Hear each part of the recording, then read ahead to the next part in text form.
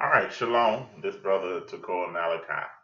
And what we're doing here, we're doing a beginner's training, and it'll be 10 minutes in the scriptures. And what we'll be doing, we're going over the scriptures in 10-minute segments every few days and give you a foundation of who we are and what this is about. Because what we find a lot of people when they're new, they come into this and they're looking at the videos, they look at the watch this first videos and different stuff like that, but then they jump from subject to subject and don't get grounded and have a foundation in who we are. So it's important for you to understand this. This way, once you get rooted and grounded, you won't be swayed by when anybody come with any wind of doctrine. You'll know what you believe and you'll know where to go and you'll know the process of how to take somebody through. Because again, we're not building followers, but we're building people to be leaders. So if you're going to be a leader, you must learn how to get rooted, grounded in your foundation. Dot all your I's, cross all your T's before you be moving on. So here we go, 10 minutes training. We want you to get to the point where you know these scriptures and know exactly where to go in each segment. So here we go. Let's keep moving. First thing you must understand is the authority of the scriptures. This is how we're going to be able to explain the Bible, explain the scriptures. What scripture do you go to? This is the go to scripture first when you're trying to show somebody the way and when you're trying to understand. This is how the Bible speaks of you understanding. Isaiah 28 9 through 10, it says, "Whom shall he teach knowledge? And whom shall he make understand what? Doctrine. Them that are weaned from the milk, no more just believing in one scripture and going off that. Those that are weaned of the milk and drawn from the breast.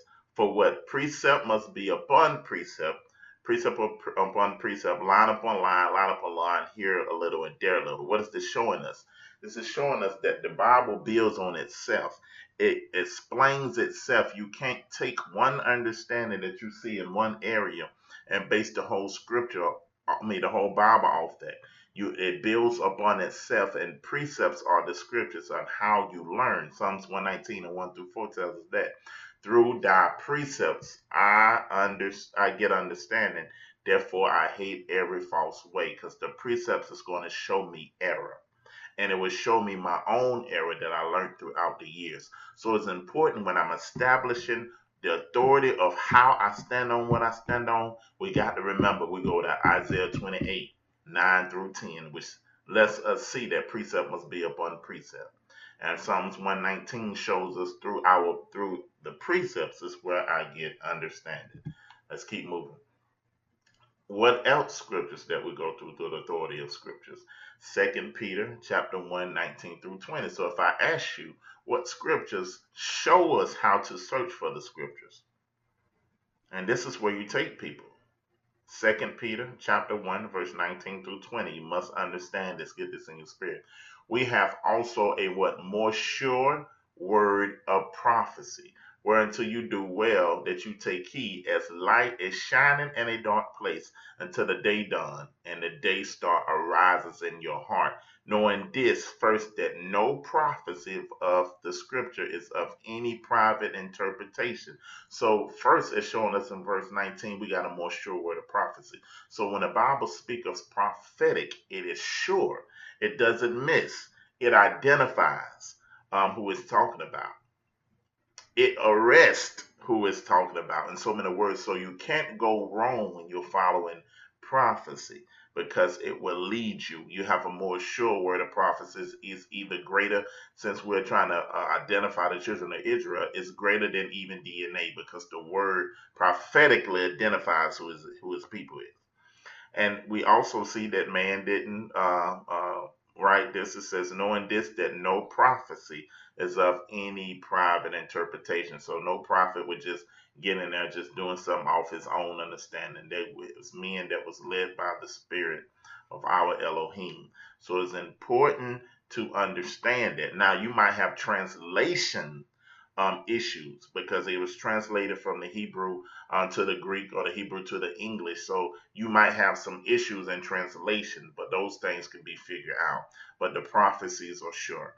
Hosea 4 and 6, authority of scripture. If somebody asks you, well, what is our problem? Our number one issue, especially the people of the children of Israel, our number one issue is not drugs, it's not jail, it's not racism.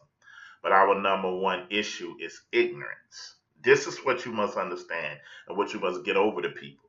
We are destroyed. Hosea 4 and 6, it says, my people, that's possessive, not all people that's in me, but he said, my people whom which I have chose, which is Israel, my people are destroyed. That means devastated. I mean astonished. For what? A lack of knowledge. Because thou hast not just a lack of knowledge, but thou hast rejected knowledge, and also will reject thee. And thou hast no priest before me, saying that thou hast forgotten the law of thy God, or thy Elohim. Also, I will also forget thy children. So it says, my people are destroyed for having a lack of knowledge, and because thou hast rejected the knowledge. So that's why you must be careful and tell people that this is extremely important, because if you reject the knowledge that the Spirit of the Most High is bringing in the end times, you can get your children forgotten and rejected. So when we're dealing with the authority of scriptures, we want to go to Isaiah 28, 9 and 10, 2 Peter chapter 1, that talks about how sure this word of prophecy is. And then we go to the number one thing that's killing us, which is ignorance, which is a lack of knowledge. We are destroyed or dismayed. Let's go to the confirmation now. Now, if I ask you, how do you confirm this covenant? How do you say that these people is into this covenant? What scriptures do you go to? Everybody know the famous Deuteronomy 28, verse 1, and Deuteronomy 28, starting at verse 15. So let's read that. Deuteronomy 28, this is how you show people, yes, Israel made a covenant. Let me take you to the covenant. Deuteronomy 28, verse 1. And it shall come to pass. Now, when you want to give them the context of who Deuteronomy talking to, you go to Deuteronomy chapter 1, and it let you know it's talking to the children of Israel. So remember that.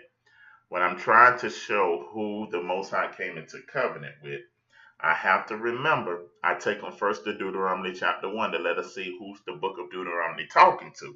It's not talking to the whole world, but it's talking to Israel. Now the world can see the example of how the Most High deals with his people and learn wisdom. But when I'm showing who he made the covenant with, I must go to Deuteronomy 28, starting at verse 1. It says, and it shall come to pass, if thou shalt hearken and diligent unto the voice of the Lord thy God, to observe, to do all his commandments which I command this day, that the Lord thy God will set thee above all the nations of the earth. And all these what blessings shall come upon thee and overtake thee, if thou shalt hearken unto the voice of the Lord thy God. Now let's drop down to verse, I believe it's 15. But it says, but if shall come to pass, if thou wilt not hearken to the voice of the Lord thy God, to observe, to do all his commandments and statutes, which I command thee to do this day, then all these curses shall come upon thee and overtake thee. Now you have two things. You have a conditional covenant that's going to be confirmed. If you obey him, you're going to get blessings. If you disobey him, you're going to do what? You're going to get curses. Now, when you look at Deuteronomy 28, 1 through 14, you'll be able to see all the blessings that shall overtake them. That's still going to come to them. Or you look at verse 15 through 68, you see there's more curses, because the curses are going to identify the people. So verse 15 through 28, through 68 is how you show the curses, and you show the confirmation of this covenant.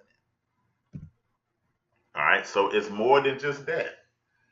We went to Deuteronomy 28 and 1, Deuteronomy 28 and 15.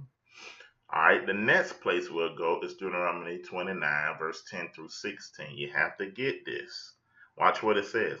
You stand here this day, all of you, before the Lord your God, your captains, your tribes, your elders, your officers, with all the men of Israel, your little ones, your little ones, your wives, your strangers that is within thy camp, the who of the wood, the draw of water, that thou shalt enter into a covenant with the Most High, and into his oath which the Lord thy God hath maketh thee this day, that he may establish thee this day for people unto himself, that he may be unto Elohim. And he has said unto thee, and has sworn unto the fathers, to Abraham, Isaac, and to Jacob, neither with you only do I make this covenant and this oath, but with him that standeth here with us, and before the Lord our God, and him that is not here with us. So this scripture right here, the reason that You definitely want to go here because this shows that this thing went down to the generations.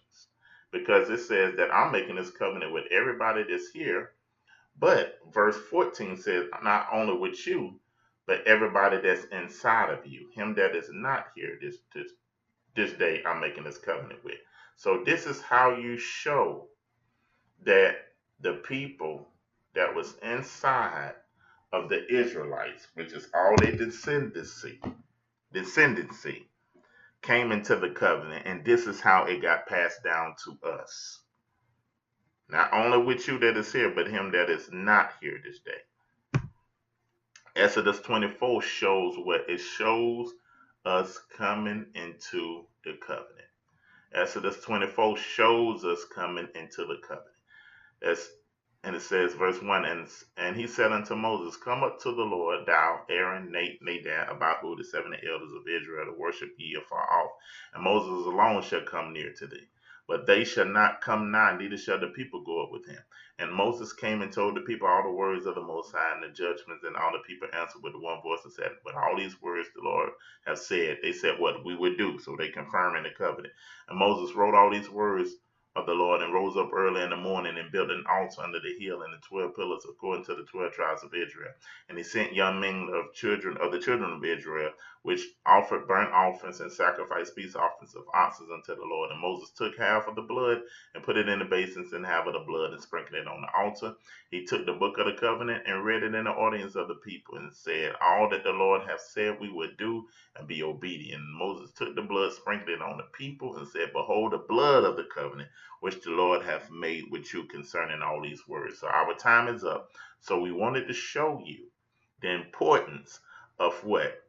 Showing the authority of the scripture. Is the authority of the scriptures is showing how you set a foundation. Isaiah 28, verse 9 and 10, that speaks of line upon line, precept upon precept. You also go to 2 Peter chapter 1, and it shows you that you deal with prophecy because it's more sure than anything. And the other thing, the important thing, the reason for that we go towards this is because what Hosea 4 and 6 it says, because what our people are destroyed. Who is when he say my people, he's talking about the children of Israel. So this stuff is extremely important. Our time is up. You look at these stuff, meditate on these things, and see what the Most High give you out of this. All right, shalom.